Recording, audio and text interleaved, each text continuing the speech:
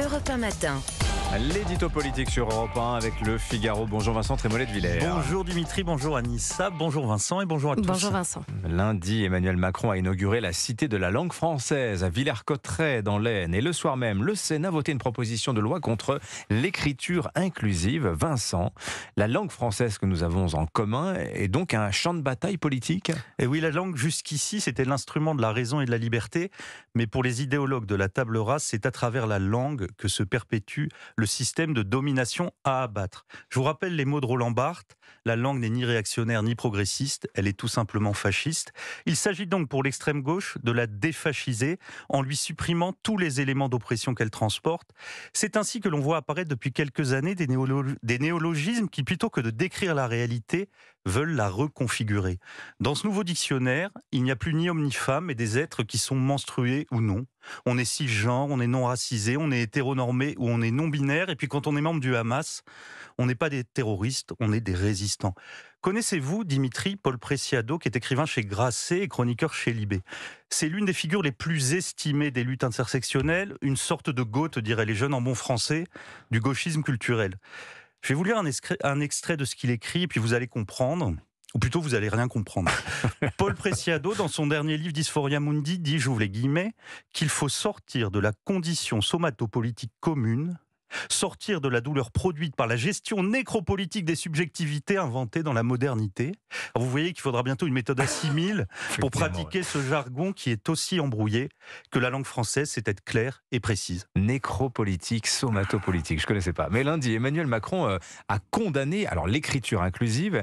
J'imagine que ça vous a satisfait, Vincent. Bah oui, il s'en est pris au point médian et il a raison. Ce point, c'est une verrue qui vient enlaidir la phrase. Il a aussi rappelé à juste titre que dans la langue française, le masculin fait le neutre. Il a encore une fois raison. Mais alors pourquoi emploie-t-il de façon mécanique le celles et ceux et le toutes et toutes? Le point médian, c'est le point final de l'écriture inclusive. Mais cette dernière commence avec la féminisation systématique. Alors évidemment que des noms de métiers peuvent être féminisés, mais il faut le faire sur des critères pratiques et surtout esthétiques et pas idéologiques. Et puis quand Primo Levi écrit si c'est un homme, quand Saint-Exupéry est critère des hommes, c'est toute la condition humaine qu'ils englobent. Faudra-t-il réécrire le titre de ces chefs-d'œuvre en changeant homme par humain ou en rajoutant femme? Terre des humains ou terre des hommes et des femmes, c'est quand même beaucoup moins bien. Vous devez vous féliciter cependant, Vincent, de cette création de la Cité de la langue française. On verra l'usage, mais pour le moment, ce dont on ne peut pas se féliciter, c'est que la langue du pouvoir est devenue une langue morte. Et ça, bien avant Emmanuel Macron. La Startup Nation, celle de Choose France, ne sait plus parler aux citoyens. Et c'est l'une des causes profondes et souvent oubliées de la rupture entre les gouvernés et les gouvernants. Une logorée techno-managériale a remplacé la magie du verbe. On fait des missions flash, on fait des task force, on pense en citoyen pour faire nation. Mais comment croyez-vous qu'on peut convaincre qui que ce soit avec cette bouillie?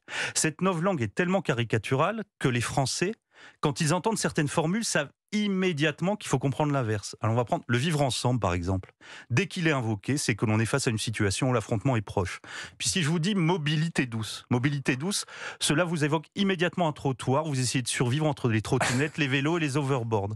Puis je me souviens qu'Elisabeth Borne, quand elle était ministre des Transports, avait poussé le génie technocratique à son sommet.